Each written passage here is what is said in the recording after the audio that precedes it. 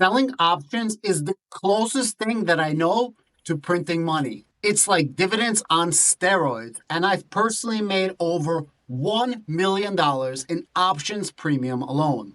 And I'm here today to show you how it's done. Up until now, if you've been following the channel, I've been walking you through managing cash secured puts while the market was red. But last week we finally saw some green, and I promised you that I'd share new plays and tactics with you in this video.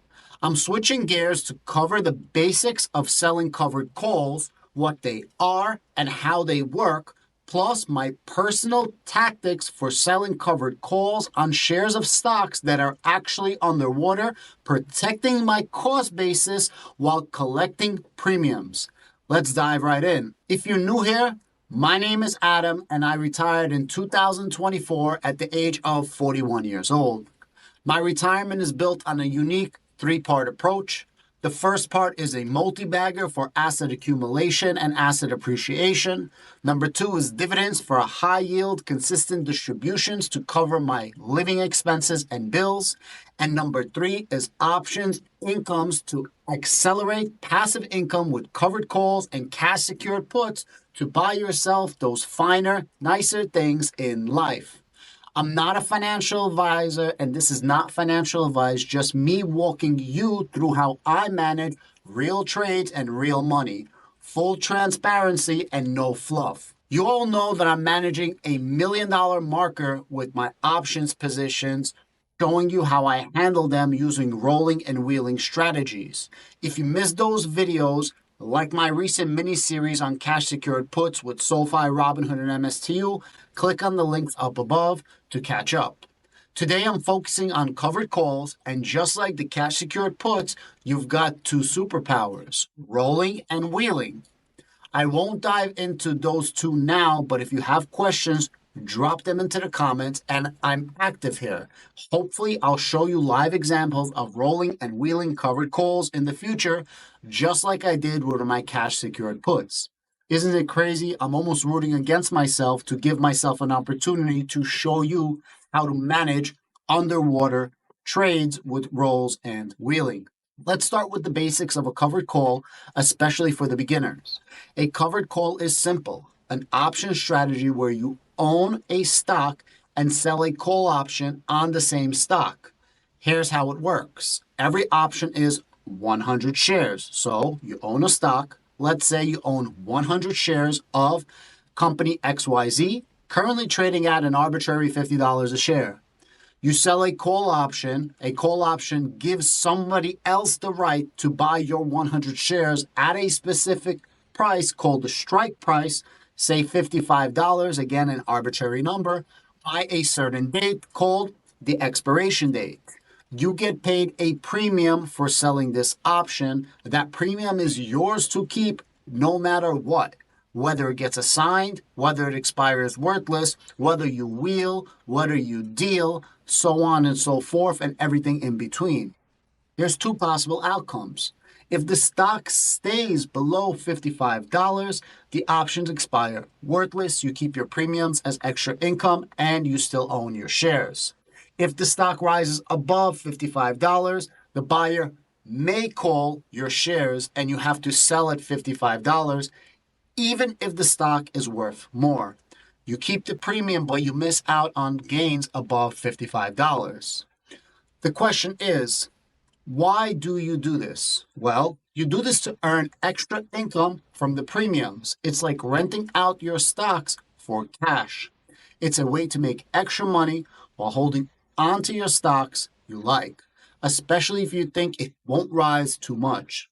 But there are risks. If the stock soars to say $70, you lose those extra gains because you sell at $55 as per the contract. If the stock drops, your shares lose value, though the premiums do offset some of the losses. So if you're thinking about renting out your stocks for cash while agreeing to sell at a higher price if the buyer wants it, a low-risk way to generate income, but it keeps your upside, is the following tactic. And please keep in mind, this is similar to the cash secured put strategy with some nuances, and This is specifically for beginners, so feel free to deviate from this strategy once you're ready and you don't consider yourself a beginner anymore. You're going to be selling covered call options 4 to 6 weeks out. You're still looking for the 20 or less delta. That's an 80% plus chance that they will expire worthless, or an 80% in your favor. And you want to collect around 2% a month. So if it's 4 weeks, you aim for 2%. If it's 6 weeks, you aim for 3%. Most importantly, and this is the nuance, you don't want to sell below your cost basis. That's the ideal setup, what I just mentioned. But like with everything in life, nothing is perfect. Let's talk about a non ideal condition, and I'll give you the actual play that I did on this non ideal condition. Because that's exactly what I dealt with last week on Tuesday, April 22nd. I sold a covered call on a ton of stocks. Tesla, Meta, Google, SPY, QQQ, Walmart, Hood, NVIDIA, you name it, I probably own it. But here's the catch. I'm underwater on most of those plays. I used my multi-bagger money from last year to fund this year's retirement, meaning I bought at the Trump pump highs, and since then, we've dropped. That's okay. As always, calm as a cucumber. The market will recover. As you see, the market is starting to recover. If you've been following my channel, you know that normally my trading month is somewhere in the middle of the month. So my trading month for last month, which is April, ended on April 17th, meaning my expirations are typically 4 weeks out. And I'd start selling new calls on April 21st, which is the following Monday, right? So all options expire on Friday, and then I start making my plays that following Monday or so, after my old contracts expired, worthless, and my new month begins. My new month would be May 16th, approximately 4 weeks later. The dates change all the time because a month is 4.3 weeks, and I'm doing 4 week options. But on Monday, April 21st, the market was red. The S&P 500 was down 3%, and individual stocks were hit even harder. As I've mentioned before, you want to sell cash secured puts on red days and sell covered calls on green days, because the implied volatility and the premiums work in your favor, respectively, for each of those trades. Red days for puts, green days for calls. Being a veteran, I waited and I was right. On Tuesday, April 22nd, things started to pump and the S&P 500 was up about 2%.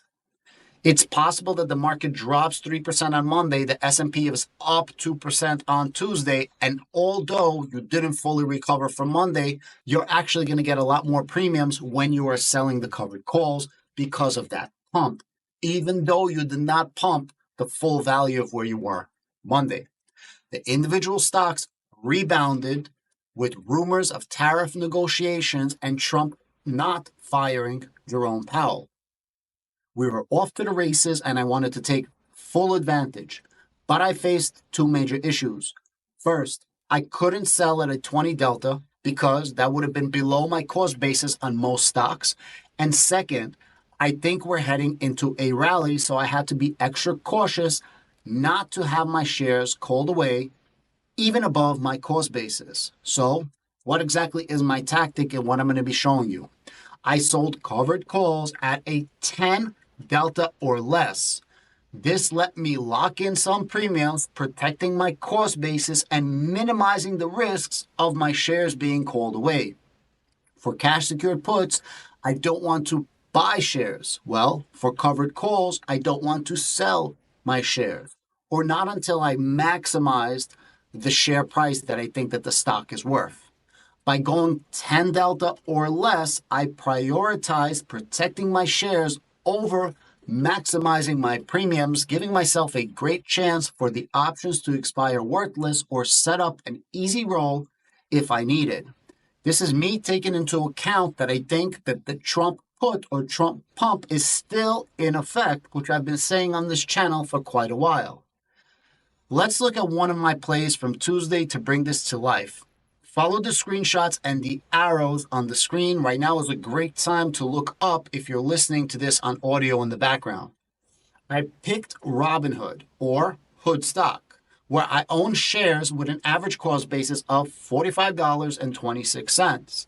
Hood is a great example because when I sold my covered calls, I was below my cost basis, but my strike price was above my cost basis. And also keep in mind, I know Robinhood extremely well.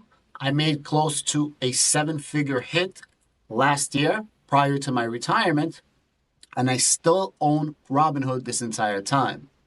On Tuesday, April 22nd, when I sold my covered calls, Hood was trading at around $42-ish.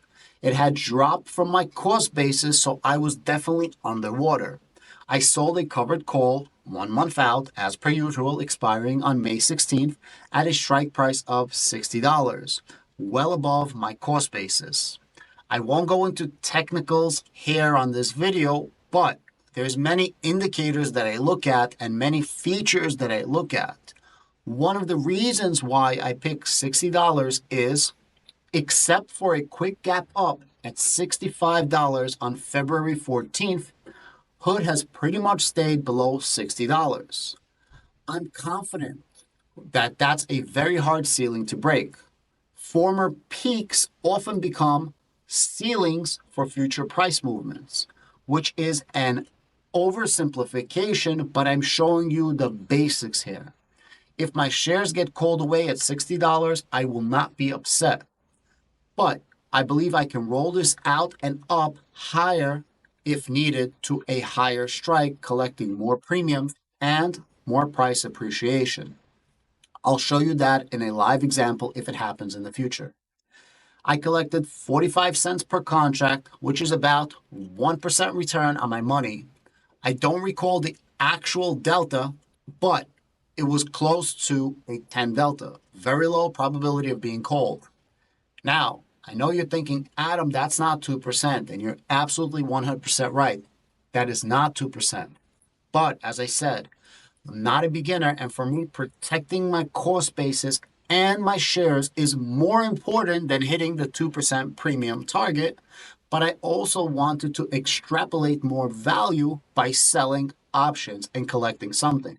And 1%, although not 2%, is still significantly better than 0%. I sacrifice premiums to ensure I don't lose my shares, while still making some income and giving myself a great shot at options expiring worthless, and showing you guys in this video how it's done. I hope you appreciate it. Hit the like, share, and subscribe.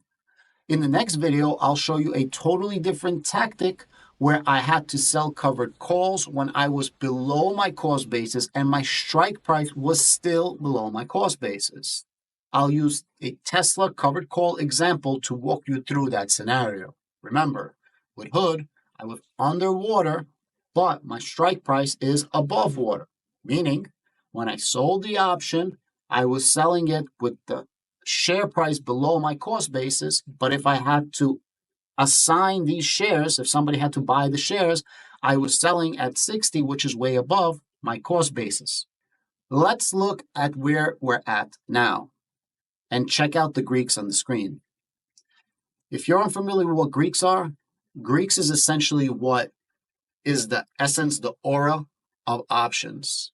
You have 5 different Greeks. Most people just look at delta. You guys are familiar with that. You also have something called theta, which is time decay. You're familiar with that. And you have 3 others, which I won't go into in this video because they're not as important, especially for beginners.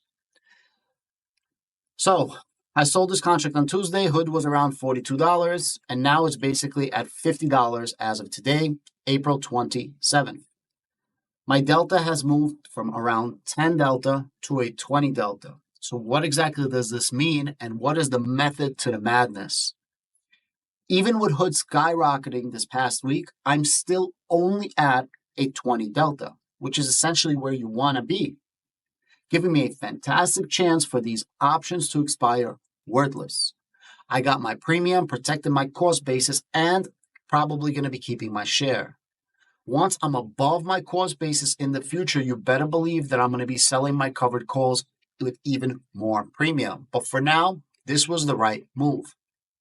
Once I'm closer to fair value of where I think that these shares of a certain stock should be, specifically Hood here, I'm going to get more aggressive because I don't mind selling at that point. So here's my current status. With Hood being around 48.50 today, I'm now above my cost basis of $45.26. That's 48.56 minus 45.26 equals $3.30 in share price appreciation. So no matter what happens, I've made my money from both the 1% premium, 45 cents per contract, and my share price increase. My $60 strike is still well out of the money and at a 20 delta, which makes me feel very calm, collective, just chilling.